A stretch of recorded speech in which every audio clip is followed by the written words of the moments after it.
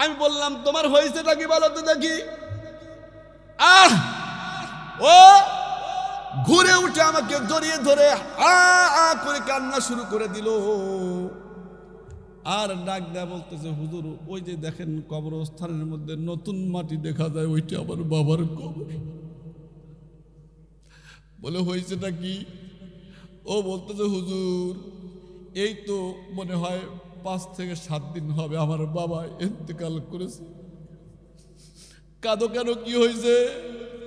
ও আমাকে ডাক দেয়া বলল, হুজুর কেন যে কাঁদি তা জানি না, আমার বাবা একজন গরিব মানুষ, রিক্সা চালক ছিল, রিক্সা চালাইয়া চালাইয়া আমাকে টাকা দিত,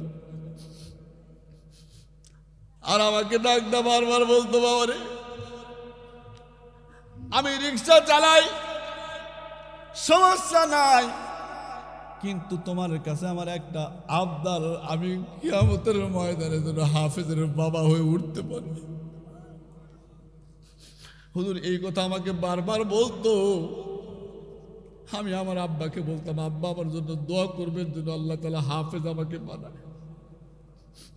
এই তো মাত্র 8-10 দিন আগে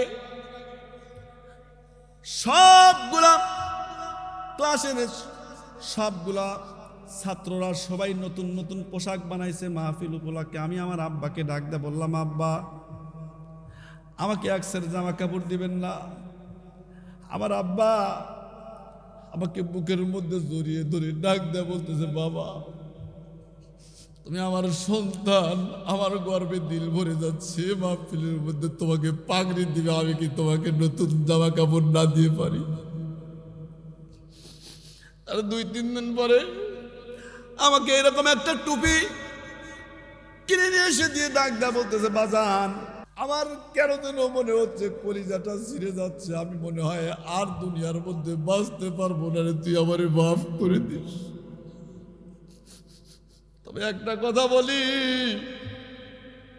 শুনেছি যদি কোনো হাফেজে কোরআন বাবার জন্য কোরআনুল কারীম তেলাওয়াত করে দোয়া করে আল্লাহ নাকি তার মা বাবার কবরের আযাবকে মাফ করে দেয়। বাবারে দে আমার এই কথা দিয়ে আমি মৃত্যুর পরে তুই আমার কবরের কাছে যায় কোরআন তেলাওয়াত করবি কিনা আমার একটু কথা দিয়ে দে।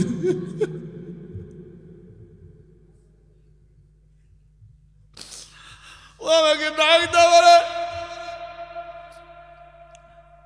হুজুর এই কথা বলার পরে আমার বাবা আস্তে আস্তে কেমন যেন চোখগুলা উল্টা ফেলাইছে। আমার বাবাকে বললাম, বাবা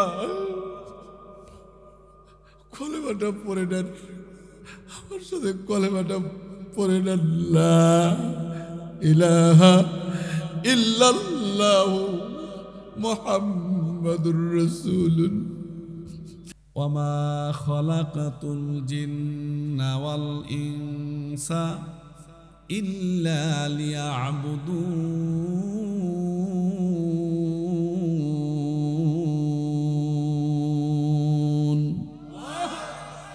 জোরে বলেন,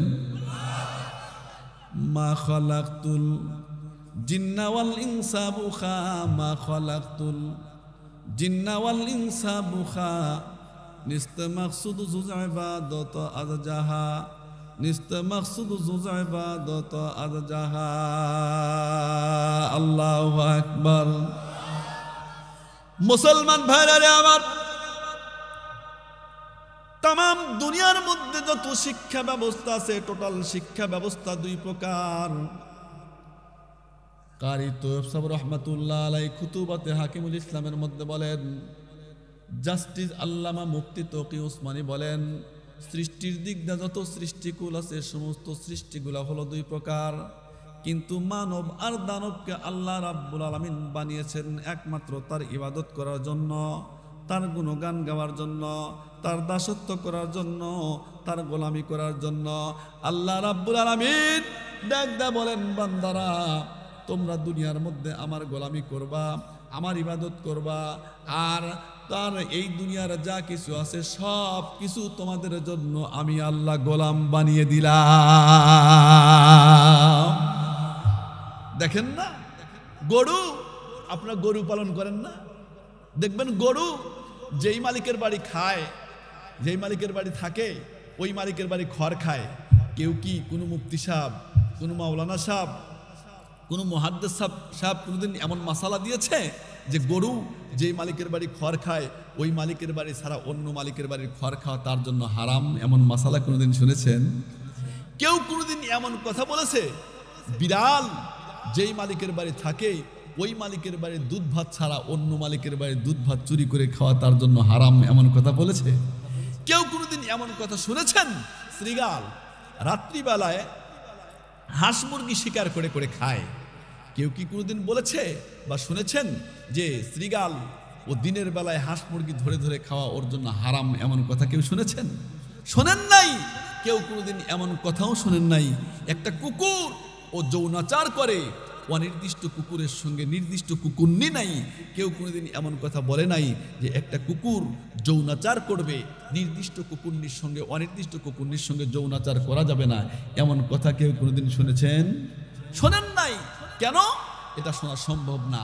আল্লাহ বলেন, আমি এদেরকে বানিয়েছি অস্থায়ী জিন্দেগির সুখ শান্তি আর ভোগ বিলাসের জন্য, আর মানব এবং দানবকে বানিয়েছি স্থায়ী জিন্দেগির সুখ শান্তি আর ভোগ বিলাসের জন্য। এই জন্য মানব যা ইচ্ছা তাই করতে পারে না, যত সময় ইচ্ছা এত সময় ঘুমাইতে পারে না, যার সাথে ইচ্ছা তার সাথে যৌনাচার করতে পারে না। কেন? আমি আল্লাহ তাআলা তাদেরকে বানিয়েছি চিরস্থায়ী জিন্দেগির সুখ শান্তি আর ভোগ বিলাসের জন্য। এই জন্য মানব যদি যা ইচ্ছা তাই করতেই পারতো, তাহলে বাংলাদেশের মধ্যে এত জেলখানার প্রয়োজন হইত না। ইচ্ছা করতো একজনকে মাথায় বাড়িতে মেরে জেলখানায় ও ঘোরাঘুরি করতো, কারণ বিচার নাই তো। কথা বলেন মুসলমান ভাইরা রে আমার, খুব ভালো করে বোঝার চেষ্টা করবেন। এই দুনিয়ার মধ্যে প্রচলিত শিক্ষা ব্যবস্থা যত আছে, টোটাল শিক্ষা ব্যবস্থা কয় প্রকার? জোরে বলেন, জোরে বলেন, কয় প্রকার? একটা হলো দ্বীনি শিক্ষা, আর একটা হলো জাগতিক শিক্ষা। এই দ্বীনি শিক্ষা যারা অর্জন করে এদের একটা লক্ষ্য আর টার্গেট আছে কিনা? জোরে বলেন। আবার দুনিয়াবি শিক্ষা, জাগতিক শিক্ষা যারা অর্জন করে এদের জিন্দেগির মধ্যে একটা লক্ষ্য আর টার্গেট আছে। দেখবেন এই দুনিয়ার মধ্যে রিক্সা চালা খায়, কৃষি কাজ করে খায়, কিন্তু ওই মানুষটা চিন্তা করে আমার ছেলেকে আমি ব্যারিস্টার বানাবো, ইঞ্জিনিয়ার বানাবো। কেন? উনি চিন্তা করে আমি রিক্সা চালাই, আমি সারা জিন্দেগির মধ্যে কষ্ট করে গেলাম, আমার সন্তান যেন কষ্ট করতে না হয়। কথা বলেন ঠিক কিনা? যদি আপনি ওনাকে বলেন বাবা তুমি তো রিক্সা চালিয়ে চালিয়ে তোমার সন্তানকে ব্যারিস্টার বানাইছো, তোমার সন্তানকে তুমি ইঞ্জিনিয়ার বানাইবা, কিন্তু লাভটা কি? ওই রিক্সাওয়ালা ডাকদা বলবে ভাই আমার জিন্দেগির মধ্যে রিক্সা চালাইতে চালাইতে আমার জিন্দেগি খতম করে দিলাম, আমার সন্তানের যেন জিন্দেগির মধ্যে রিক্সা চালাইতে না হয়, কষ্ট করতে না হয়, ওকে ইঞ্জিনিয়ার বানাবো, ব্যারিস্টার বানাবো, ওকে ডাক্তার বানাবো, ডক্টর বানাবো। বানানোর পরে জিন্দেগির মধ্যে ও টাকা ইনকাম করবে, ইনকাম করার পরে ও যেন এই দুনিয়ার মধ্যে সুখে শান্তিতে জীবন যাপন করতে পারে। তাদের টার্গেট হলো দুনিয়া, অন্য কোনো কিছু নয়। যদি তাই না হবে, আমি এখানে অনেক শিক্ষিত লোক আছে, আমি চ্যালেঞ্জ করলাম, কোটি টাকার চ্যালেঞ্জ করলাম, কোন শিক্ষিত মানুষ, মাস্টার্স পাস, এমএ পাস মানুষ কেউ বলতে পারবে না হুজুর আমার সন্তানকে, অথবা আমি এমএ পাস করেছি, এজন্য মৃত্যুর সময় যেন আল্লাহ তাআলা আমার একটু মৃত্যুর আযাব কমায় দেয়। এই কথা কেউ বলতে পারবে? কোন ডাক্তার কি এমন কথা বলতে পারবে? আমি ডাক্তার হয়েছি এজন্য কবরের মধ্যে যেন আল্লাহ তাআলা আমার একটু কবর আযাব কমায় দেয়, এ কথা বলতে পারবে? কোন সন্তানের বাবা কি কথা বলতে পারবে? আমার ছেলেকে দেওয়ার ডক্টরেট করাইছি, আমার ছেলেকে ইঞ্জিনিয়ার ব্যারিস্টার বানাইছি, এই জন্য যেন কিয়ামতের ময়দানে আল্লাহ তাআলা আমাকে নূরের তাজ পরায় দেয়, এই কথা বলতে পারবে? বলতে পারবে না। কেন? তাহলে এই বিদ্যার দাম কতটুকু? এই বিদ্যার দাম এতটুক সময় তার হায়াতের জিন্দেগিতে নিঃশ্বাস ওঠানামা করে যত সময়, এই বিদ্যার দাম এত সময়। নিঃশ্বাস শেষ, এই বিদ্যার দামও শেষ। কথা বলেন ঠিক কিনা? কিভাবে? আমি যদি একটা এক্সাম্পল দিই আপনারা বুঝবেন। এই যে বাতি, মাথার উপরে বাতি আছে, এটা তো আমার মতো কোনো হুজুর আবিষ্কার করে নাই। কথা বলেন ঠিক কিনা? আবিষ্কার করেছে জাগতিক শিক্ষা দেয়া। এখন হয়তো আপনারা বলতে পারেন, কি রে, কোন হুজুর বাড়ি কোথায়, চিনি না শুনি না, গায়ের মধ্যে গোশত নাই, এ তো দেখি জাগতিক শিক্ষা বিরোধী। না, আমি জাগতিক শিক্ষা বিরোধী নয়, কারণ জাগতিক শিক্ষা ছাড়া জগৎ চলতে পারে না। কথা বলেন ঠিক কিনা? নদীর মধ্যে নৌকা চলতে গেলে যেমনি ভাবে পানি ছাড়া নৌকা চলতে পারবে না, ঠিক জগৎ চলতে গেলে জাগতিক শিক্ষা ছাড়া জগৎ চলা সম্ভব নয়। এই জন্য জাগতিক শিক্ষার প্রয়োজন আছে। তবে হ্যাঁ, জাগতিক শিক্ষার প্রয়োজন আছে এতটুকু, জীবন যাপন করার জন্য তুমি শিক্ষা গ্রহণ করো। তবে এমন শিক্ষা গ্রহণ করো না, শিক্ষা গ্রহণ করে কোরআন হাদিসের বিরুদ্ধে তুমি লেখালেখি করবা, কথাবার্তা বলবা, এমন শিক্ষা গ্রহণ। এইবার এই দুনিয়ার মধ্যে সবচেয়ে স্ট্যান্ডার্ড প্রতিষ্ঠান হলো কেজি স্কুল। কথা বলে না? কেজি স্কুল সবচেয়ে দামি শিক্ষা, ক্যাডেট। এইখানে যায় দেখবেন প্রথমেই পড়ায় হলো প্লে, তারপরে নার্সারি, তারপরে কেজি 1, তারপরে কেজি 2, কেজি 3। এই যে 5টি বছর সন্তান যে লেখাপড়া করলো, বলেন তো এর কতটুকু দাম হয়েছে? মিনিমাম একটা ইসলামী ব্যাংকের ম্যানেজার হইতে পারবে? পারবে? পারবে না। কেন? ওর কোনো দামই হয় না। এই কথা বলেন ঠিক কিনা? ও যত উপরে যাবে, এসএসসি পাস করবে, দাম বাড়বে, আইএ পাস করবে, আরো দাম বাড়বে, বিএ পাস করবে, আরো দাম বাড়বে, এমএ পাস করবে, আরো দাম বাড়বে, ও এমবিবিএস করবে, আরো দাম বাড়বে, আপনার এফসিপিএস করবে, আরো দাম বাড়বে, ব্যারিস্টার হবে, দাম বাড়বে, উকিল হবে, দাম বাড়বে, ও ইঞ্জিনিয়ার হবে, দাম বাড়বে। যত পড়বে এত দাম বাড়বে, যত পড়বে এত দাম বাড়বে। পড়তে পড়তে পড়তে পড়তে বাংলাদেশের পড়া শেষ, লন্ডন গিয়া পড়ে আসলো।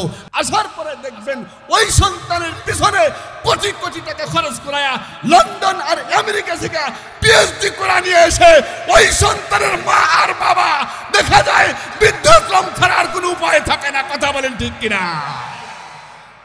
দেখান তো একজনের হাফেজের মা বাবা বৃদ্ধাশ্রমে আছে, চ্যালেঞ্জ দেখাই, দেখান।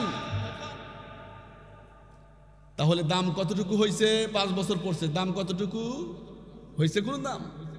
পক্ষান্তরে দেখেন এই কোরআনের শিক্ষা গ্রহণ করলে তার দাম কতটুকু। আমি তো আমার কথা বলবো না, আমি বলবো কোরআনে কি বলেছে, আমি বলবো হাদিসে কি বলেছে, আমি বলবো আমার পয়গম্বর কি বলেছে। মুসলমান ভাইরা রে আমার,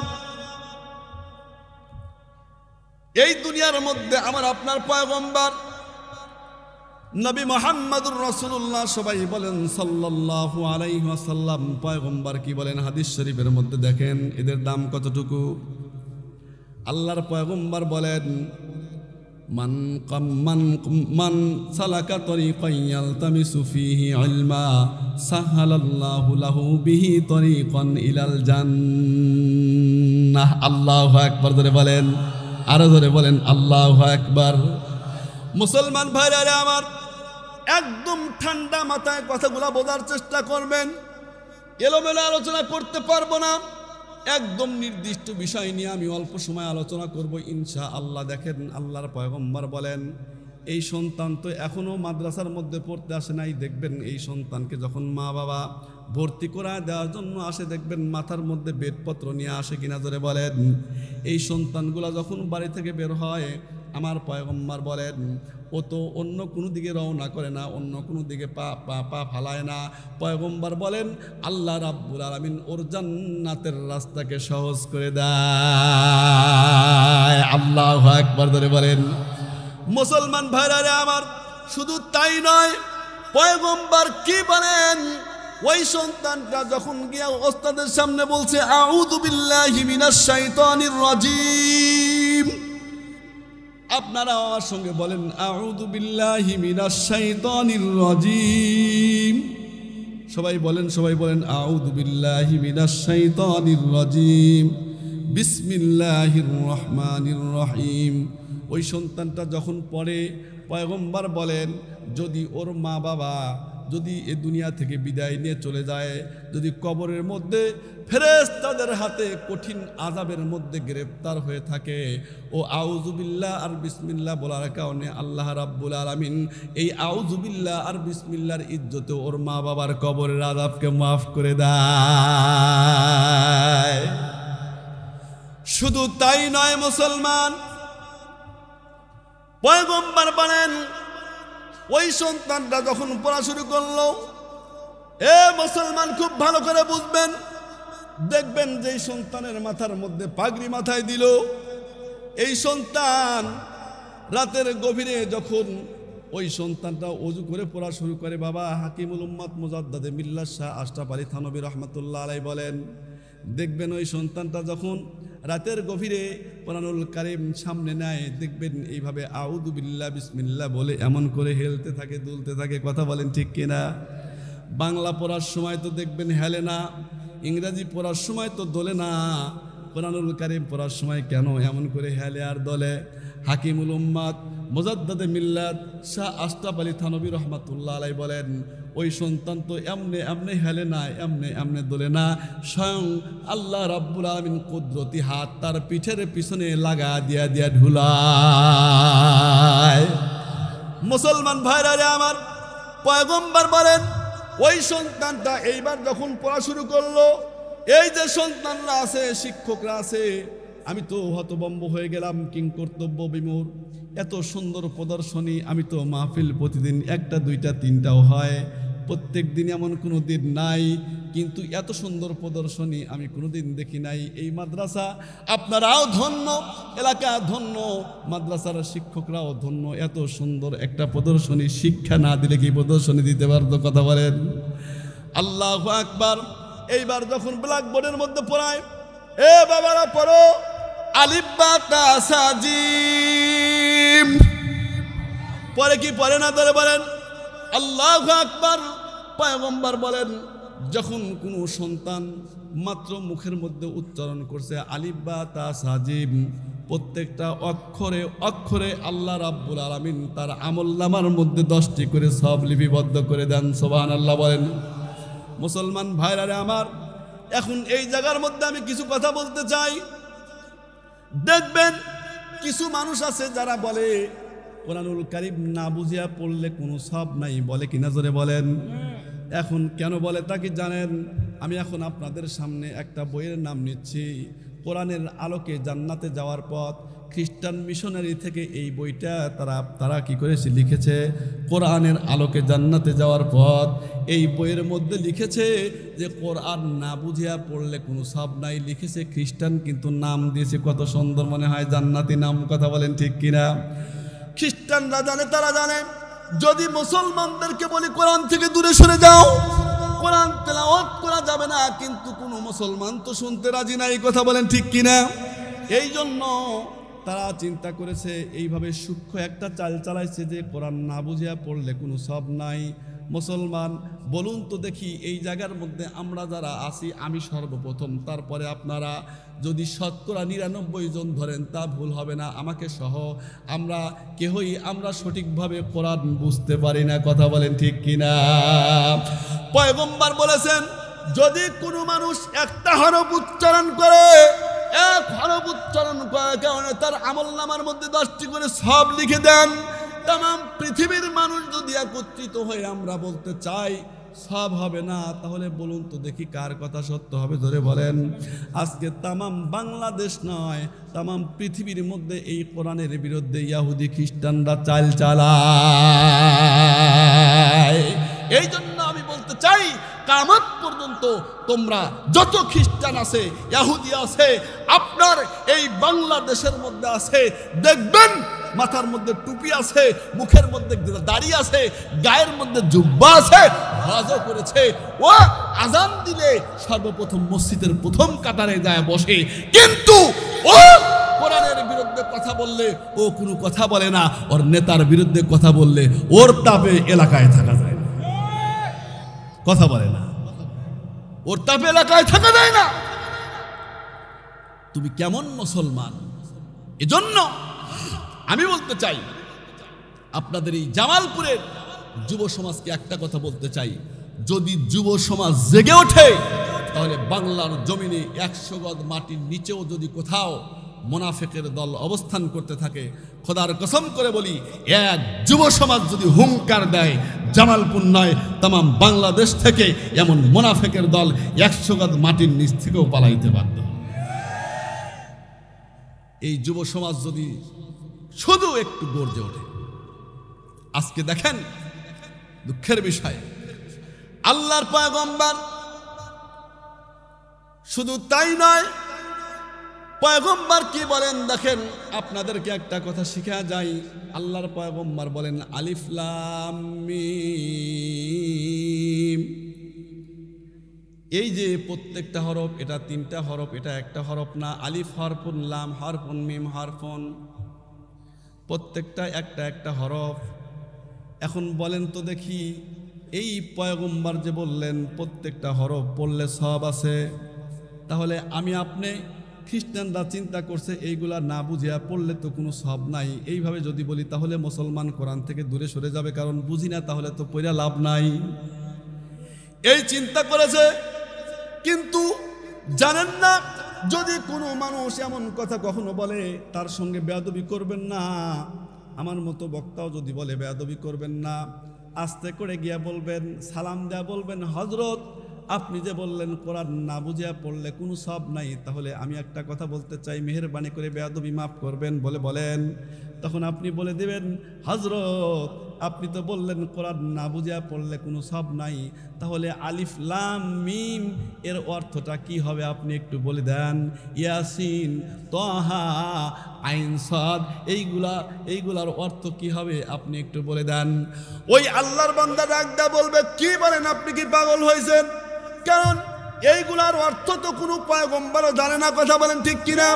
যদি পয়গম্বর না জানে তাহলে এখন আপনি প্রশ্ন করবেন, হুজুর তাহলে এইটা পড়লে সওয়াব আছে কিনা বলেন। তখন উনি বলতে বাধ্য হবে অবশ্যই সওয়াব আছে। তখন আপনি জিজ্ঞাসা করবেন, হযরত আপনি তো বললেন না বুঝিয়া পড়লে কোনো সওয়াব নাই, তাহলে এখন আবার বলতেছেন এইটা পড়লে সওয়াব, তাহলে এইটা আগে বুঝায়া দেন, তাহলে আমি বুঝবো আপনার কথা সত্য, আপনি সত্যবাদী।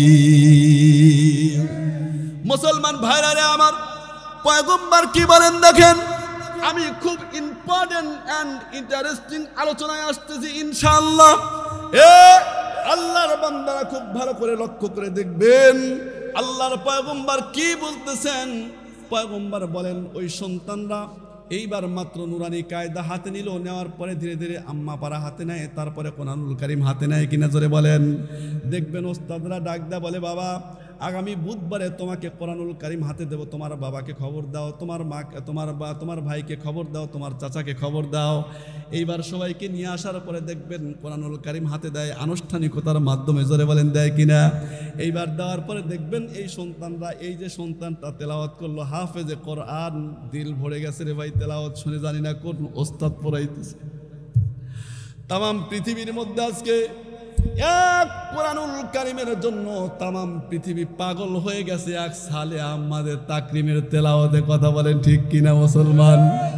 আমি বলতে চাই মুসলমান, জানো না আল্লাহ, আমরা তো এইগুলা নিয়ে চিন্তা ভাবনা করি না, কোরআন নিয়ে বুঝি না, এইগুলা নিয়ে চিন্তা ভাবনাও নাই। আমরা তো আধুনিক শিক্ষায় শিক্ষিত, আমরা তো ডিজিটাল শিক্ষায় শিক্ষিত, এই জন্য এইগুলা নিয়ে চিন্তা ভাবনাও নাই। যারা বুদ্ধিজীবীদের কবরস্থানে যাদেরকে কবর দেওয়া হয়, ওই মাথা দিয়া শুধু টকশোর মধ্যে বসবে, টকশোর মধ্যে বসে বসে বড় বড় কথা বলবে, সব কি কোরআনে পাওয়া যায়? দেখেন, বলে সব কি কোরআনে পাওয়া যায়? কোরআনে কি রাজনীতি আছে? হুজুররা খালি বড় বড় কথা বলে আর চিল্লায়। আমি বলতে চাই, বলেন তো দেখি কোন হুজুর তেলের দাম বাড়লে কখনো রাস্তার মধ্যে নামছে? ডাউলের দাম বাড়লে রাস্তার মধ্যে নামছে? চাউলের দাম বাড়লে রাস্তার মধ্যে নামছে? কারণ আমাদের তো এটা টেনশন নাই, কারণ আমরা খাই হলো মানুষের বাড়ি, আমরা খাই মানুষের বাড়ি। চাউল 1000 টাকা কেজি হলে আমাদের সমস্যা নেই, কথা কয় না। এই জন্য আমাদের কোনো টেনশন নাই। ও ভাই যুবক, কিন্তু পয়গম্বরকে গালি দিলে যে আর আমরা বসে থাকতে পারি না। কথা বলে ঠিক? তোমরা জানো না, অনেক মানুষ বলে, আরে পয়গম্বর তো এই দেশের মধ্যে গালি দেয় নাই, ফ্রান্সের ময়দানে গালি দিয়েছে। ও যুবক, তোমরা রাজনীতি করো, আমরা রাজনীতি করি না। তোমার নেতাকে গালি দিলে তোমার আঘাত লেগে যায়, কিন্তু আমার পয়গম্বরকে গালি দিলে যে আমরা সইতে পারি না। আমার পয়গম্বরকে গালি দিলে দিলটা ফেটে চৌচির হয়ে যায়। দুনিয়ার মধ্যে যদি কোনো মানুষ কোরআনের মহব্বত থাকে, তার মধ্যে পয়গম্বরের মহব্বত থাকে, খোদার কসম করে বলি তার সামনে কোন বেঈমান ইহুদি পয়গম্বরকে গালি দেয়া সরে যেতে পারবে না। কি জিন্দেগি গঠন করলাম রে ভাই! আমার আপনার জিন্দেগি কত অল্প সময়ের জিন্দেগি। কখন যেন আমি চলে যাব, কখন যেন আপনি চলে যাবেন। কিসের বাহাদুরি, কিসের এত দাপট, কিসের ক্ষমতা, কিসের গাড়ি বাড়ি! একজন মানুষ, এখানে শত শত মানুষ আছেন, হাজার হাজার মানুষ। একজন মানুষ বলতে পারবেন, হুজুর আমি এখান থেকে ফিরে বাড়িতে যেতে পারবো? গ্যারান্টি দিয়ে বলতে পারবেন? পারবেন না। তাহলে কিসের বাহাদুরি, কিসের ক্ষমতা, কিসের দাপট বলেন তো দেখি।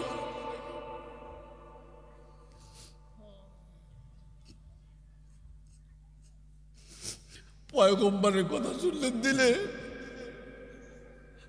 আর সহ্য হয় না, বরং দুঃখ লাগে। হলো বাংলার জমিন থেকেও মুসলমানের ঘরে জন্ম নেওয়া মুনাফিক আমিও মুসলমান, তারা আল্লাহু আকবার আওয়াজের বিরোধিতা করে। কথা বলে ঠিক কিনা?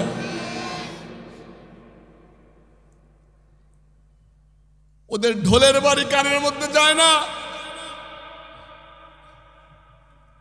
অন্য কোনো আওয়াজ তাদের কানের মধ্যে যায় না। আল্লাহু আকবারের আওয়াজ দিলে বলে এই আওয়াজ দেওয়া যাবে না, নাউজুবিল্লাহ জোরে বলেন। আল্লাহু আকবার আওয়াজটা কার? আল্লাহ নাযিল করেছেন। আল্লাহ বলেন, আল্লাহু ওয়ালিয়ুল্লাযীনা আমানু ইখরিজুহুম মিনায-যুলুমাতি ইলান-নূর।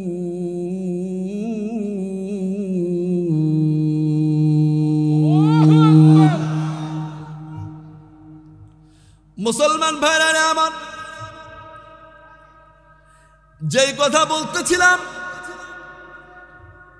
পয়গম্বর বলেন ওই সন্তানটা যখন তাকে কোরআনুল কারীম হাতের মধ্যে দেওয়া হয়, ওই সন্তান দেখবেন বারবার তেলাওয়াত করতে থাকে। জোরে বলেন করে কিনা? কিন্তু তেলাওয়াত করতে করতে যেমন দেখবেন টান দেয়, পয়গম্বর বলেন ওই মাসুম বান্দা তার তেলাওয়াত শোনার জন্য আসমান থেকে লক্ষ লক্ষ ফেরেশতারা ভিড় জমায়। আল্লাহু আকবার! ছুটে যায় শাহজালালের নির্ভীক সৈনিকেরা, খতম কর গোবিন্দরই জেলা চামুন্ডাগুলা। ওলিদের এই ভুবনে বিপ্লবেরই মশাল জ্বালা, ওলিদের এই ভুবনে বিপ্লবেরই মশাল জ্বালা। ছুটে যায় শাহজালালের নির্ভীক সৈনিকেরা, খতম কর গোবিন্দরই জেলা চামুন্ডাগুলা। কথা বলেন, কথা বলেন, কথা বলেন ঠিক কিনা? মুসলমান, এই বাংলার জমিনের মধ্যে আবারও যদি পয়গম্বরকে গালি দেওয়া হয়, কোরআনকে গালি দেওয়া হয়, তাহলে আপাতত এই জামালপুরের যুব সমাজ মানতে রাজি নাই। কথা বলেন ঠিক কিনা? হে যুব সমাজ, আল্লাহর পয়গম্বরকে আবারও যদি বাংলার জমিন থেকে কোনো কুলাঙ্গার গালি দেয়, তাহলে জামালপুরের যুব সমাজকে আমি দেখতে চাই তোমরা নিজের জীবনের তাজা রক্ত বাংলার জমিনে ঢেলে দিয়ে পয়গম্বরের জন্য জীবন দিতে প্রস্তুত আছো কারা? দুটি হাত উঠে আল্লাহু আকবার দেখা দেই। আল্লাহ তাআলা আমাদেরকে কবুল করে নিক। জোরে বলেন আল্লাহুম্মা আমিন। মানি না, মানব না, মানতে পারি না আল্লাহ রাসূলের অবমাননা। মানি না, মানব না, মানতে পারি না আল্লাহ রাসূলের অবমাননা। বীর মুসলমান জেগে উঠেছে, বীর মুসলমান জেগে উঠেছে, নেজ গুটিয়ে নাস্তিকদের পালাতে হবে। জামালপুরের যুব সমাজ জেগে উঠেছে, নেজ গুটিয়ে নাস্তিকদের পালাতে হবে, নইলে আমরা করব তাদের কবর রচনা, নইলে আমরা করব তাদের কবর রচনা। মানি না, মানব না, মানতে পারি না আল্লাহ রাসূলের অবমাননা, মানি না, মানব না, মানতে পারি না আল্লাহ রাসূলের অবমাননা। কেউ কি আল্লাহ রাসূলের অবমাননা মানতে পারবেন? মানতে রাজি আছেন?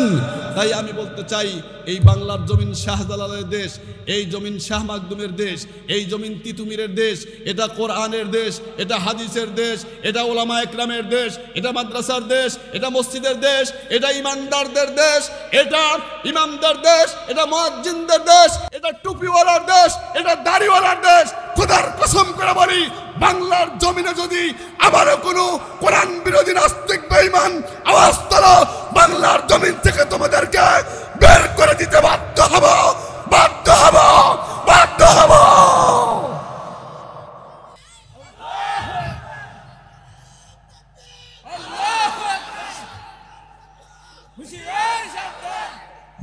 মুসলমান ভাইরা রে আমার, ঠান্ডা মাথায় কথাগুলা বোঝার চেষ্টা করবেন।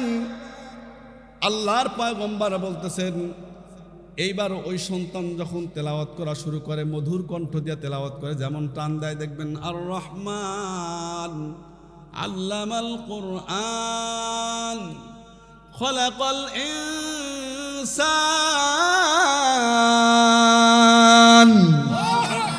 পয়গম্বর বলেন, যখন এমন করে টান দেয়, ফেরেশতারা, কোরআন প্রেমিক ফেরেশতারা আর বসে থাকতে পারে না, দৌড়ায় আয়সা ওই সন্তানের দুটি ঠোঁটের মধ্যে চুমাইতে থাকে। আল্লাহু আকবার ধরে বলেন। এদের দাম কত দেখেন দুনিয়ার মধ্যে, আল্লাহ এত দাম। পয়গম্বর হাদিস শরীফের মধ্যে বলেন, ওয়াইন্না মালাইকাতার রাহমা লা তাদাউ আজনিহাতাহা লিদাল্লি তালিবিল ইলম। আল্লাহু আকবার ধরে বলেন। আপনারা হাদিসের অর্থ বোঝেন নাই, এই জন্য আল্লাহু আকবার বলতে পারেন নাই, কিন্তু কি মজা, কি মজা। আল্লাহর পয়গম্বর বলেন, ওয়া ইন্না মালাইকাতার রাহমা লা তাদাউ আজনিহাতাহা লিদাল্লি তালিবিল ইলম। আল্লাহু আকবার ধরে বলেন। কি মজা। আমি এই যে হাদিস বোঝেন নাই, বোঝার জন্য আগে একটা এক্সাম্পল দেই, তাহলে আপনারা ভালো বুঝতে পারবেন। বলুন তো দেখি, তামাম পৃথিবীর মধ্যে সবচেয়ে শক্তিধর একটা দেশের নাম নেন। আমেরিকা। আমেরিকা, রাশিয়া, যেটাই ধরেন না কে, ধরেন আমেরিকা। তাহলে যদি আমেরিকা তামাম পৃথিবীর মধ্যে সবচেয়ে শক্তিধর দেশ হয়, তাহলে বলুন তো দেখি, ওই দেশের প্রধানমন্ত্রী তামাম পৃথিবীর মধ্যে সবচেয়ে শক্তিধর হবে কিনা জোরে বলেন।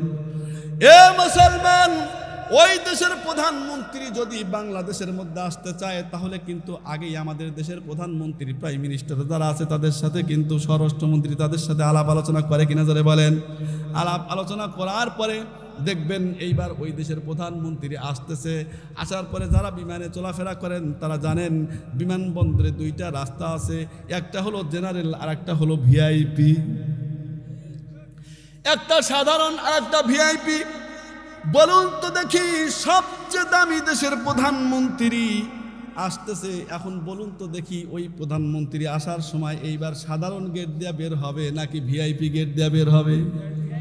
ভিআইপি গেট দিয়ে বের হয় শেষ নয়, আল্লাহু আকবার, তার সম্মান আর্থে আরো 2, 4, 5, 10 গজ লাল গালিচা বিছায় দেয় কিনা জোরে বলেন। পয়গম্বর বলে, এই যে তালবে ইলমরা, এদের দুনিয়ার মধ্যে কত দাম। আল্লাহু আকবার ধরে বলেন। এদের দাম কত দেখবেন। এদেরকে দুনিয়ার মধ্যে লাল গালিচা পেরে দেওয়া হয় না, কিন্তু আল্লাহ তাআলা বলেন, পয়গম্বর ডাক দা বলেন, এদের দাম কত। এরা যদি ভাঙ্গা রাস্তা দিয়া চলে, পাকা রাস্তা দিয়া চলে, ইরির ক্ষেতের আলদা চলতেছে, পয়গম্বর বলেন, আল্লাহু আকবার, আল্লাহ রাব্বুল আলামিন নির্দেশ করেছেন, এ ফেরেশতার দল, যাও ওই সমস্ত তলবে ইলমদের পায়ের নিচে তোমরা নূরের পর বিছাইয়া দাও। শুধু তাই নয় মুসলমান, এই দুনিয়ার মধ্যে তো এক দেশের প্রধানমন্ত্রী অন্য দেশে যাইতে গেলে রিসিভ করার জন্য দাঁড়িয়ে থাকে, তাদের সম্মানার্থে লাল গালিচা পেরে দেয়। কিন্তু পয়গম্বর বলেন এদের সম্মান এত যে নূরের ফেরেশতারা তারা নূরের পর বিছায় দেয় পায়ের নিচে। শুধু এখানেই শেষ নয়, তাদেরকে রিসিভ করার জন্য স্বয়ং আল্লাহ রাব্বুল আলামিন অপেক্ষা করতেছে। নারায়ে তাকবীর, নারায়ে তাকবীর, কোরআন সুন্নাহর আলো, নারায়ে তাকবীর। মুসলমান ভাইরা রে আমার, আল্লাহর পয়গম্বর দেখেন কি বলেন, দুনিয়ার মধ্যেই সব শেষ, এইবার দুনিয়ার হালত বাদ দেন, এবার আখিরাতের হালতে যান। এই যে সন্তানটা দেখতেছেন, কথায় কথা মনে হয়ে গেলে একটা কথা না বলে পারি না। এই তো গত বছর সম্ভবত আমাদের সিরাজগঞ্জের মধ্যে আমি এক জায়গায় গেলাম, কবরস্থান মাহফিল, আল্লাহু আকবার। ওই দিন 13 জন ছেলেপেলেকে আমি পাগড়ি দিয়েছিলাম। ওই দিন মনে হয় আসর পরপরই মাদ্রাসায় গিয়েছিলাম, ওই এলাকায় মাহফিল ছিল। তো আমি যাইতেছিলাম, যাইতে গিয়া দেখলাম আল্লাহ, একটা সন্তান কবরস্থানের পাশ দিয়ে রাস্তা গেছে, ও একা একা আসরের নামাজ পর মাহফিলের মাইক চলতেছে, সমস্ত ছেলেপেলেরা মাহফিলের মাইকে গজল কইতেছে, কেরাত কইতেছে, কিন্তু ও কবরস্থানের ওয়াল ধরে ধরে হাউমাউ করে কবরের দিকে তাকায়া তাকায়া কান্নাকাটি করে। আমি আমার ড্রাইভারকে বললাম গাড়িটা দাঁড় করাও। দাঁড় করানোর পরে আমি নেমে পড়লাম। নামার পরে ওর কাছে গেলাম, ভাই তুমি কাঁদো কেন, কি হয়েছে? এইবারও আমাকে ডাক দেয়া বলতেছে, হুজুর আপনি কি আজকের মাহফিলের প্রধান বক্তা? বলে হ্যাঁ। বলতেছে, হুজুর ওই যে দেখেন কি দেখা যায়, কবরের দিকে শুধু হাত বাড়ায়। আমি বললাম কি দেখাইতে চাও বলো তো দেখি। ও আবার কবরের দিকে হাত বাড়ায়, বলতেছে, হুজুর ওই যে দেখেন কবর দেখা যায়, ও কোনো কিছু বলতে পারে না, শুধু ঠোঁট বিশ্রে বিশ্রে কান্দে। আমি বললাম তোমার হয়েছেটা কি বলো তো দেখি। ও ঘুরে উঠে আমাকে জড়িয়ে ধরে আ করে কান্না শুরু করে দিল, আর ডাক দেয়া বলতেছে, হুজুর ওই যে দেখেন কবরস্থানের মধ্যে নতুন মাটি দেখা যায়, ওইটা আমার বাবার কবর। বলে হয়েছেটা কি? ও বলতেছে, হুজুর এই তো মনে হয় 5 থেকে 7 দিন হবে আমার বাবা ইন্তেকাল করেছে। কাঁদো কেন, কি হয়েছে? ও আমাকে ডাক দেয়া বলল, হুজুর কেন যে কাঁদি তা জানি না, আমার বাবা একজন গরিব মানুষ, রিক্সা চালক ছিল, রিক্সা চালাইয়া চালাইয়া আমাকে টাকা দিত। আর আমাকে ডাক দেয়া বারবার বলতো, বাবারে আমি রিক্সা চালাই, সমস্যা নাই, কিন্তু তোমার কাছে আমার একটা আবদার, আমি কিয়ামতের ময়দানে যেন হাফেজের বাবা হয়ে উঠতে পারি। হুজুর এই কথা আমাকে বারবার বলতো। আমি আমার আব্বাকে বলতাম, আব্বা আমার জন্য দোয়া করবেন যেন আল্লাহ তাআলা হাফেজ আমাকে বানায়। এই তো মাত্র 8-10 দিন আগে সবগুলা ক্লাসের সবগুলা ছাত্ররা সবাই নতুন নতুন পোশাক বানাইছে মাহফিল উপলক্ষে। আমি আমার আব্বাকে ডাক দিয়ে বললাম, আব্বা আমাকে এক সেট জামা কাপড় দিবেন না? আমার আব্বা আমাকে বুকের মধ্যে জড়িয়ে ধরে ডাক দিয়ে বলতেছে, বাবা তুমি আমার সন্তান, আমার গর্বে দিল ভরে যাচ্ছে, মাহফিলের মধ্যে তোমাকে পাগড়ি দিবে, আমি কি তোমাকে নতুন জামা কাপড় না দিয়ে পারি? আর 2-3 দিন পরে আমাকে এরকম একটা টুপি কিনে নিয়ে এসে দিয়ে ডাক দেয়া বলতেছে, বাজান আমার কেন যেন মনে হচ্ছে কলিজাটা ছিঁড়ে যাচ্ছে, আমি মনে হয় আর দুনিয়ার মধ্যে বাঁচতে পারবো না রে, তুই আমারে মাফ করে দিস। তবে একটা কথা বলি,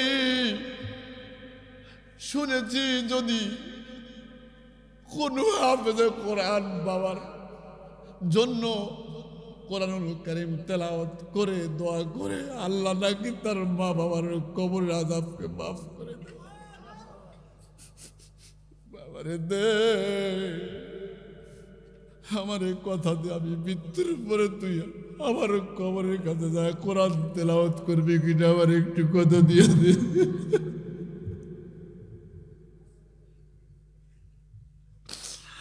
ও আমাকে ডাক দেওয়া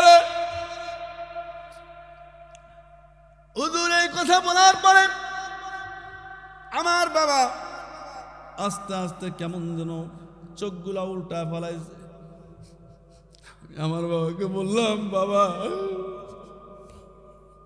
কলেমাটা পড়ে নেন, আমার সাথে কলেমাটা পড়ে নেন, লা ইলাহা ইল্লাল্লাহু মুহাম্মাদুর রাসূলুল্লাহ।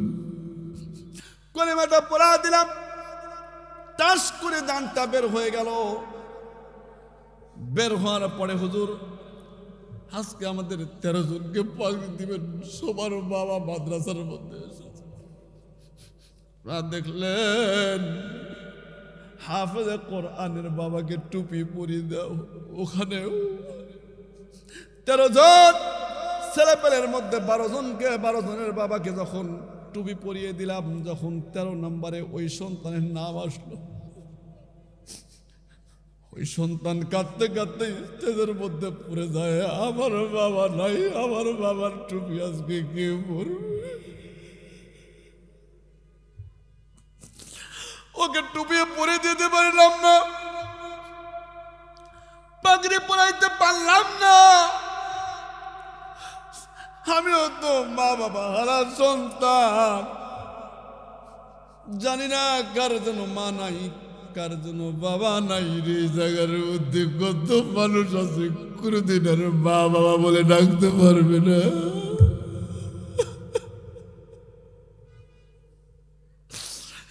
এ যুবক, তোমার পা দুখানা আগা দাও রে ভাই। তোমাদের সঙ্গে আমাদের কোনো আদালতি নাই, দুশ্মনী নাই, জমাজমিনা দ্বন্দ্ব নেই। তোমরা কোরআন বিরোধী কথা বলিও না, হাদিস বিরোধী কথা বলিও না। খোদার কসম, ওলামা একরাম কখনো তোমাদের খারাপ চায় না রে ভাই। এ যুবক, এই মুহূর্তের মধ্যে আমি বলি, এমন কোন মানুষ নাই যেই মানুষটা বলতে পারে আমি দুনিয়ার মধ্যে বেঁচে থাকতে পারবো। তোমার মতো কত যুবক গাড়ি অ্যাক্সিডেন্টে মারা গেল, কত যুবক দুনিয়া থেকে বিদায় নিয়ে চলে গেছে। যুবক ভাইরা, আল্লাহ আমাদের জাহান্নামের আগুন থেকে মুক্তি দিক, জোরে বলেন আল্লাহুম্মা আমিন। এ যুবক ভাইরা আমার, এই মুহূর্তের মধ্যে আমি একটা কথা বলতে চাই। মেহেরবানি করে কেউ কাউর দিকে তাকাবো না, চক্ষুটা বন্ধ করে দেই, মাথাটা নিচু করে দেই। সবার চক্ষুটা বন্ধ করে দিয়ে মাথাটা নিচু করে দেই। নিজের মনকে জিজ্ঞাসা করি, জিন্দগির মধ্যে এমন পাপ করেছি যেটা মা জানে না, বাবা জানে না, সন্তান জানে না, স্ত্রীও জানে না, এক আল্লাহ ছাড়া। খোদার কসম, মাহফিল তো প্রতিদিন হয়, কিন্তু সব জায়গায় কিন্তু চোখের পানি পড়ে না রে বাবা। আপনি দাঁড়ায় দেখেন, এমন কোন মানুষ নাই যার চোখের মধ্যে পানি নাই। হাউ মাউ করে কাঁদে। ওই দেখেন ছোট্ট ছোট্ট মাসুম বান্দাগুলা, তারাও কান্নাকাটি করতে থাকে। এই জন্য চক্ষুটা বন্ধ করে দেন, মাথাটা নিচু করে দেন। জাহান্নামের ভয় একবার একটু চোখের পানি ছেড়ে দেন রে ভাই। হে যুবক, নিজের চক্ষুটা বন্ধ করে দে, নিজের মনকে জিজ্ঞাসা করেন, মন রে, এই মুহূর্তেই তো আমি স্টেজের মধ্যে বক্তা দেখলাম, সভাপতি দেখলাম, আমার ডাইনের মানুষকে দেখলাম, বামের মানুষকে দেখলাম, আর তো কাউকে দেখতে পারি না। আমি একটু মনে মনে চিন্তা করো, এই মুহূর্তে তুমি আর দুনিয়ার মধ্যে বেঁচে নেই, তুমি মারা গেছো। মনে মনে একটু চিন্তা করো, চক্ষুটা বন্ধ করে দাও। এই মুহূর্তের মধ্যে তুমি চিন্তা করো, ওই যে একদল মানুষ দেখো কবর খনন করার জন্য দৌড়াদৌড়ি করে, আর একদল মানুষ মাইকিং করতেছে, আর একদল মানুষ পানি গরম করতেছে, আর একদল মানুষ কাফনের কাপড় আনার জন্য বাজারের মধ্যে যায়, আর একদল মানুষ কান্দে, বিবি কান্দে, মেয়ে কান্দে, ছেলে কান্দে। ওই যে আপনার সবচেয়ে ছোট্ট মেয়ে মাত্র 3 বছর মাত্র বয়স, দৌড়িয়ে সে বাবার কাছে এসে ডাকতে বলে, বাবা আমার বাবার কি হলো, কথা বলে না কেন? এইবার তুমি মনে মনে চিন্তা করো। মসজিদ থেকে 4 বিহালার পালকি নিয়ে আসছে, গায়ের মধ্যে দামি জামা আছে, এই দামি জামাটা আর খোলা যায় না রে বাবা, ধারালো কেসি দিয়া তুই মনে মনে চিন্তা করে এবার ক্যাস ক্যাস ক্যাস ক্যাস করে কেটে জামাটা শরীর থেকে আলাদা করে ফেল। আল্লাহর বান্দারা, আল্লাহ আমার যুবক ভাইদেরকে জাহান্নামের আগুন থেকে মুক্তি দিয়ে দিয়েছে, বলেন আল্লাহুম্মা আমিন। সবাই জাহান্নামের আগুন থেকে মুক্তি চাই কিনা? কার কার জাহান্নামের আগুন থেকে মুক্তি দরকার আছে? একটু দুটি হাত একটু আল্লাহু আকবার বলে উঁচু করে তুলে দে, একটু উঁচু করে তুলে দে, একটু বলি আল্লাহু আকবার। কেউ হাত নামায়েন না, একটু আল্লাহকে গুনগুন আওয়াজে একটু ডাক দেই, আল্লাহ রব্বুল আলামিন, ইয়া আল্লাহ তোমার কুদরতি চক্ষু খানা দিয়ে দেখো, হাজার হাজার যুবক তওবা করে আর জিন্দেগির মধ্যে তোরা নামাজ ছাড়বে না।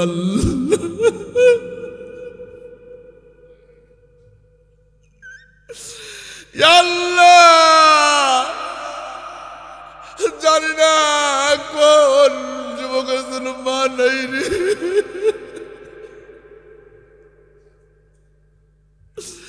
জানি না কার জন্য বাবা নাই। আল্লাহ যুবক ভাইদেরকে কবুল করে দাও আল্লাহ। সবাই একটু আল্লাহকে ডাক দাও, আল্লাহ। আবার মহাব্বত নিয়ে ডাক দাও, আল্লাহ। আল্লাহ তোমার কুদরতি চক্ষু করা দিয়ে দেখো, হাত নামান। আমার যুবক ভাইরা পাগলের মতো কাঁদেন না, তোমার কাছে কোনো কিছু চায় না। আল্লাহ খবরের আযাবকে তুমি মাফ করে দিও। আমার অনেক মা বোনেরাও মাহফিল এসেছে, জানি না আমার মা বোনেরা কে যেন মা হারা, কে যেন বাবা হারা, কোন মা যেন সন্তান হারা। আমার মা বসে বসে কাঁদে। আল্লাহ এই মুহূর্তের মধ্যে এই জমিনটা চোখের পানি দেওয়া সয়লাভ হয়ে গেছে। হে যুবক, তোমার চোখের পানি মাহফিল তো প্রতিদিন শোনো, মাহফিলে এসে হাসাহাসি করে বাড়ির দিকে ফিরে যাও। জাহান্নামের ভয়ে চোখের পানি এক ফোঁটা পালাও। জিন্দেগির শেষ মাহফিল এটাই হতে পারে কিনা ধরে বলেন। হে যুবক, জিন্দেগির শেষ তওবাও এইটাই হতে পারে রে ভাই। আমি যুবকদেরকে একটা ডাক দেয়া বলতে চাই রে ভাই, আমি তোমাদেরকে হুজুর বানানোর জন্য আসি নাই, আমার এই দায়িত্ব নেই। আমি তোমাদেরকে দাড়ি রাখানোর জন্য আসি নাই। তোমরা যুবকরা ভয় পাও, কিন্তু তোমাদের পায়ে হাত দেয়া বলি রে ভাই, একটা জিনিস খেয়াল রাখবা, কখনো তোমার জবান দেয়া যেন কান্নাওয়ালা চোখের বিরুদ্ধে কথা না যায়। তুমি একটা জিনিস খেয়াল রাখবে রে যুবক, যেন তোমার জবান দেয়া কোনো কোরআনওয়ালার বিরুদ্ধে কথা না যায়। একটা জিনিস খেয়াল রাখবা যুবক, তোমার জবান দেয়া যেন ওই হাদিসওয়ালা বিরুদ্ধে কথা না যায়, তাহাজ্জুদ গুজারের বিরুদ্ধে কথা না যায়। হে যুবক ভাইরা আমার, আমিও তো যুবক, তুমিও যুবক। আল্লাহ তোমাদের দোয়াতে 35 থেকে 40 বার কাবা ঘর তওয়াফ করাইছে। আল্লাহর মেহেরবানি, এটা আমার কোনো বরত্ব না, অহংকারের জন্য আমি বলতেছি না রে যুবক। এইবারও ইনশাল্লাহ যদি আল্লাহ নেয় তাহলে হজে যাব। হে যুবক ভাই, তোমাদের জন্য আমি দোয়া করব। ওই জায়গার মধ্যে দোয়া করব রে যুবক, যেই জায়গার মধ্যে আল্লাহ দোয়া কবুল করেন। আল্লাহ ওলামা একরাম আছে, তোমরা শুনবারে যুবক, যেই কোনো মানুষ যদি কাবা ঘরের গেলাপ ধরে দোয়া করে রে বাবা, কোনো মানুষ যদি কাবার গেলাপ ধরে দোয়া করে, কাবার দরজা ধরে দোয়া করে, চৌকাঠ ধরে দরজা ধরে দোয়া করে, আসওয়াদ পাথর ধরে দোয়া করে, আল্লাহ রাব্বুল আলামিন তার দোয়াকে ফিরাইয়া দেয় না। এ যুবক ভাইরা আমার, আমি তোমাদের জন্য দোয়া করব। আমি এই জায়গার মধ্যে কথা দিয়া গেলাম, আমি আব্দুল সালাম ওসমানী যদি বেঁচে থাকি ইনশাল্লাহ দোয়া করব। আমি একটা ছোট্ট ওয়াদা চাই রে বাবা, এখন তো যুব সমাজের নেশা দিয়া ভরপুর হয়ে গেছে, কথা বলেন ঠিক কিনা? কেউ বা ইয়াবা, কেউ বা বাবা, কেউ বা খাইতেছে আঠা, কেউ বা মদ, কেউ বা তারি, কেউ বা আবার গাঞ্জা। যুবক ভাইদেরকে আমি বলি, জিন্দেগির মনে আর কোনোদিন এই নেশা করবা না। যদি রাজি থাকো আমি তোমাদের জন্য কাবার গেলাপ ধরে দোয়া করব। কে কে রাজি আছো একটু আল্লাহু আকবার বলে দেয়, হাত উঠাই। কেউ নেশা করবে না, হাত নামায়েন না। কেউ কোনোদিন নেশা করবেন না। আল্লাহ, হাত উঠে দেন একটু, সবাই আল্লাহকে ডাক দেন, আল্লাহ। আবার ডাক দেন, আল্লাহ। রব্বুল আলামিন তোমার যুবকদেরকে তুমি কুদরতি চক্ষুখানা দিয়ে দেখো আল্লাহ। আমার কাছে ওয়াদা করছে আর কোনোদিন নেশা করবে না, কেউ ইয়াবা খাবে না, কেউ বাবা খাবে না, কেউ মদ খাবে না, কেউ গাঞ্জা খাবে না। রব্বুল আলামিন যত মানুষ হাত উঠাইছে তার মধ্যে সবচেয়ে বেশি গুনাহগার আমি আল্লাহ।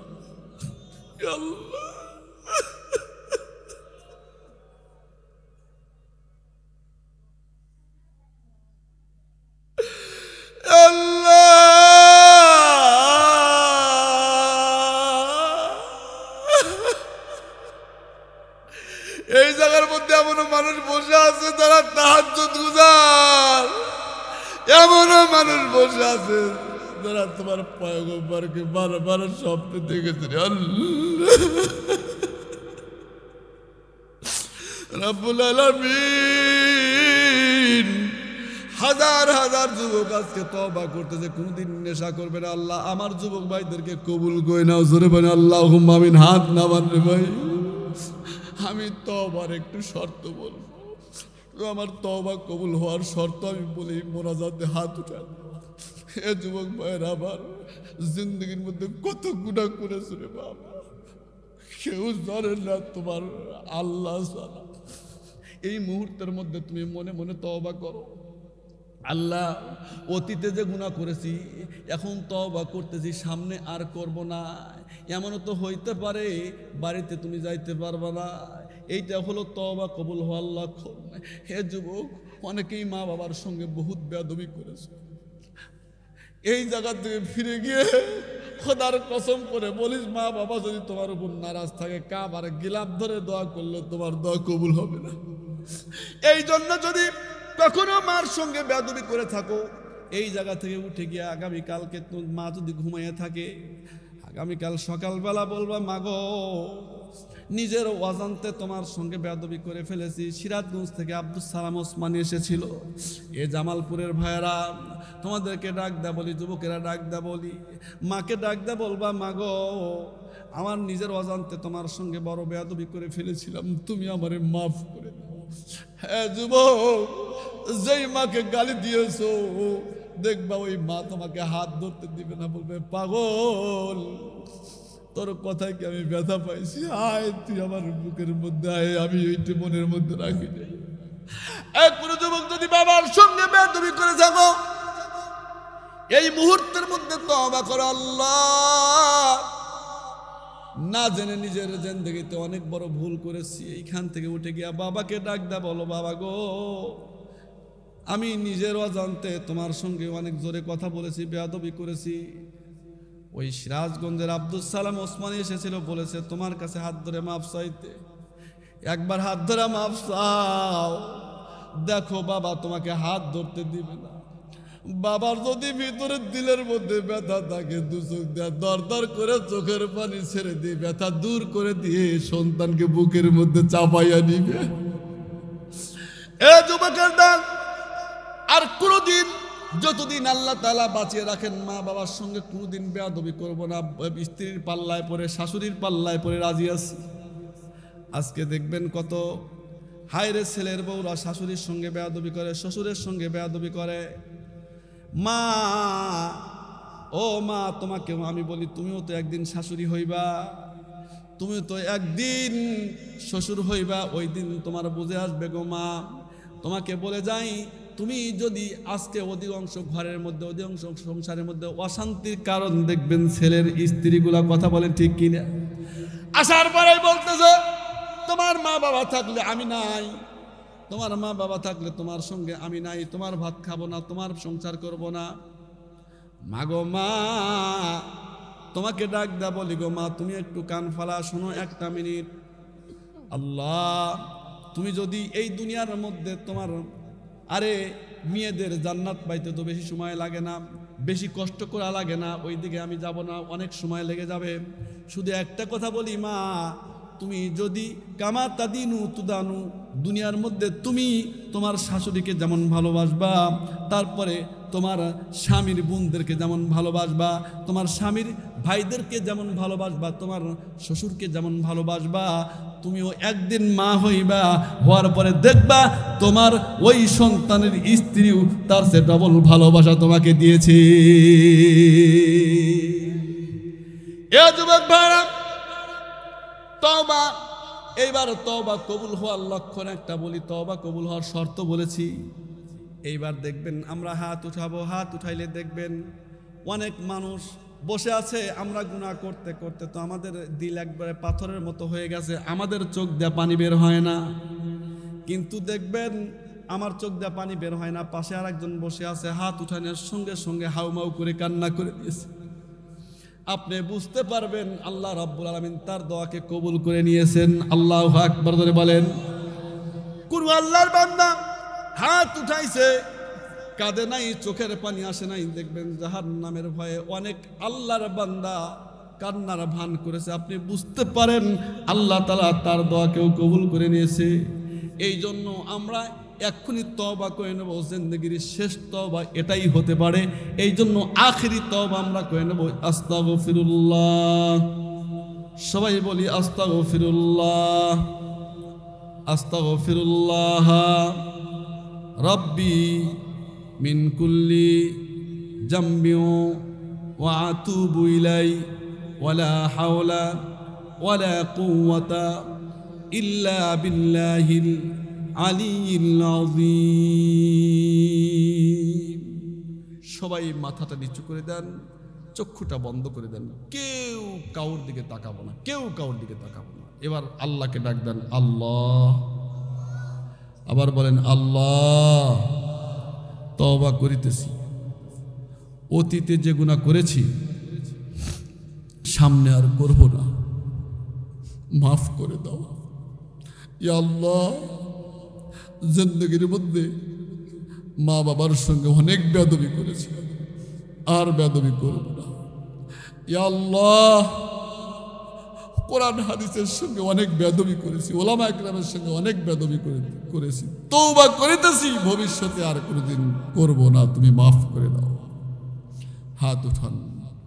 আলহামদুলিল্লাহি রাব্বিল আলামিন।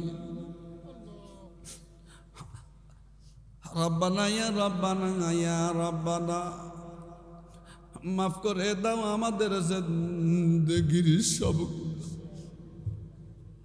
কত গুনাহ করছি আল্লাহ গোপনে, তুমি আল্লাহ মাফ করে দাও নিজ গুনে। ইয়া ইলাহি গরকে দুনিয়া গুনাহাম, তুমি দানি ওয়াকুদ হাস্তি গওয়াহা, রব্বির হামহুমা কামা রব্বায়ানি সগীরা, রব্বির হামহুমা কামা রব্বায়ানি সগীরা। আল্লাহুম্মা সাল্লি আলা রূহি মুহাম্মাদিন ফিল আরওয়াহ ওয়া আলা জাসাদি মুহাম্মাদিন ফিল আজসাদ ওয়া আলা কবরি মুহাম্মাদিন ফিল কুবুর। আল্লাহুম্মা ইহফাযনা মিন কুল্লি বালাইদ দুনিয়া ওয়া আযাবিল আখিরাহ। রব্বুল আলামিন আল্লাহ, জামালপুরের মাটিতে বসে রাতের গভীরে তোমার শাহী দরবারে হাত উত্তোলন করলাম। ইয়া আল্লাহ, তোমার কুদরতি চক্ষু খানা দিয়ে দেখো, রাতের গভীরে মা হারা বাবা হারা সন্তানগুলাকে নিয়ে হাত উঠাইলে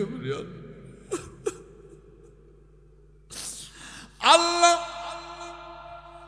জিন্দেগির মধ্যে কত মোনাজাত করলাম, কত দোয়া করলাম, এমন কোন দোয়া নাই যেই দোয়ার মধ্যে মা বাবার কথা স্মরণ করলাম না, মা বাবার কথা বললাম। রব্বুল আলামিন, জানি না আমার মতো কোন বাবা খানা পাগল যেন এখানে বসে বসে কাঁদে। আল্লাহ জানি না আমার মতো কোন পাগলটা যেন বসে আছে, নিজের বাবার লাশটা নিজ হাতে ধোয়াইয়া, নিজের হাতে কাফন পরাইয়া, নিজে জানাজা করাইয়া কবরের মধ্যে নিজ হাতে নামাইয়া রাখছে। রব্বুল আলামিন জানি না কোন আল্লাহর বান্দাদের বসে আছে, নিজের লাশটা নিজে জানাজা করাইয়া কবরের মধ্যে শোয়া রাখছে।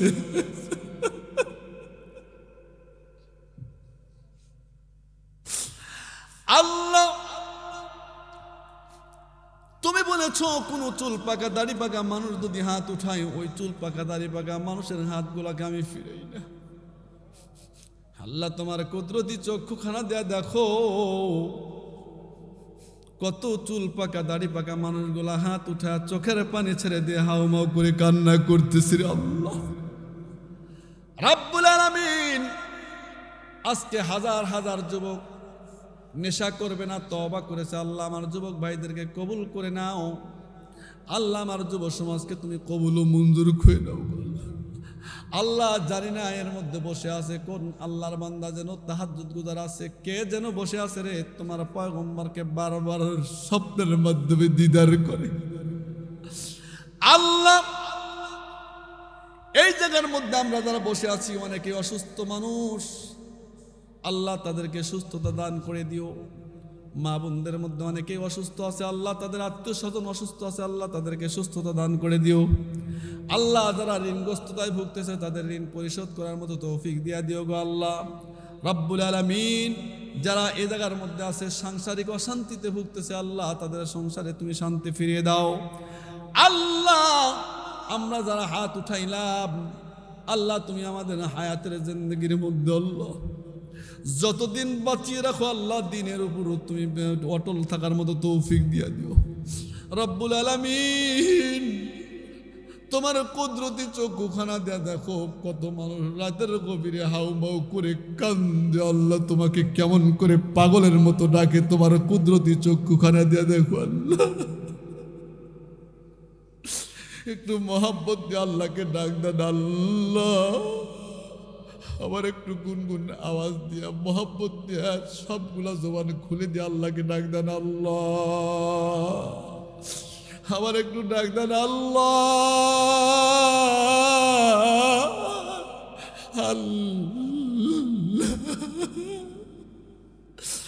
আল্লাহ তোমার কুদরতি চক্ষুখানা দিয়া দেখো কত যুবকের দলগুলা কান্দে। আল্লাহ তারা গাড়ি চায় না, বাড়ি চায় না, কোনো কিছু চায় না, আল্লাহ তারা জাহান্নামের আগুন থেকে মুক্তি চায় গো আল্লাহ। আল্লাহ তুমি এই মাদ্রাসাকে কবুল করে নিও। আল্লাহ এই মাদ্রাসার শিক্ষকদেরকে কবুল করে নিও। আল্লাহ এই মাদ্রাসার তলবে ইলমদেরকে কবুল করে নিও। আল্লাহ এই মাদ্রাসার কমিটিদেরকে কবুল করে নিও। আল্লাহ এলাকার মানুষদেরকে তুমি কবুল করে নিও।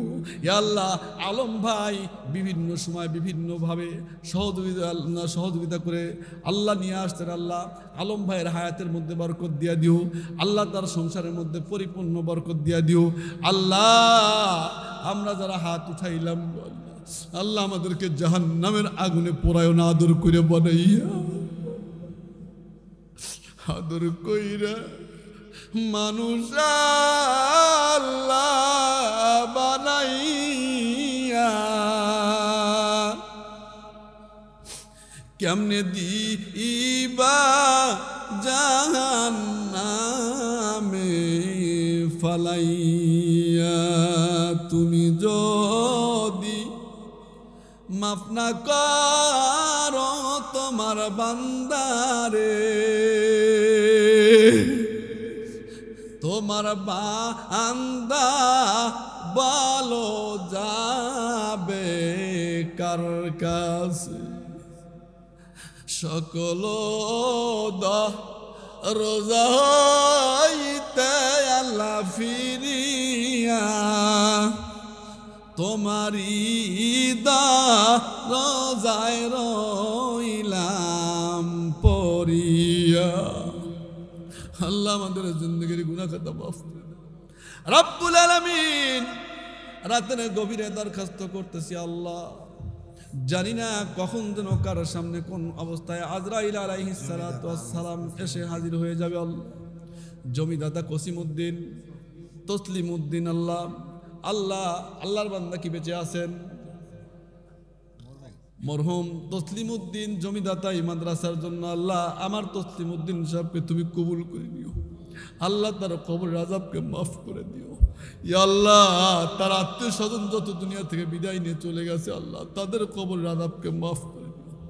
আল্লাহ অনেক মা বোনেরা আমাদের সঙ্গে হাত উত্তোলন করলো, আমার মা বোনদেরকে তুমি কবুল করে নিও। আল্লাহ আমার মা বোনদের আল্লাহ তুমি আল্লাহ আমার মা বোনদের হাতের মধ্যে বরকত দিয়ে দিও।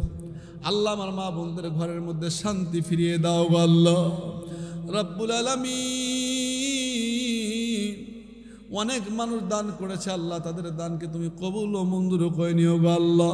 সবার দানের মধ্যে বরকত দিও আল্লাহ, সবাই যেন বেশি বেশি করে দান করতে পারে আল্লাহ তুমি তাদেরকে দানবীর হিসাবে কবুল করে নিও আল্লাহ। আল্লাহ জানি না কখন যেন কার সামনে আজরাইল আলাইহিস সালাতু ওয়াস সালাম এসে হাজির হয়ে যাবে। আজরাইলের চেহারা দেখে অনেকেই কলেমা ভুলে যাবে গো আল্লাহ। ওই কঠিন মুহূর্তে আমাদের সবার জবানে মধুর কলেমা খানা জারি করে দিও, লা ইলাহা ইল্লাল্লাহু মুহাম্মাদুর রাসূলুল্লাহ সাল্লাল্লাহু আলাইহি ওয়াসাল্লাম। আসসালামু আলাইকুম ওয়া রাহমাতুল্লাহি ওয়া বারাকাতুহু।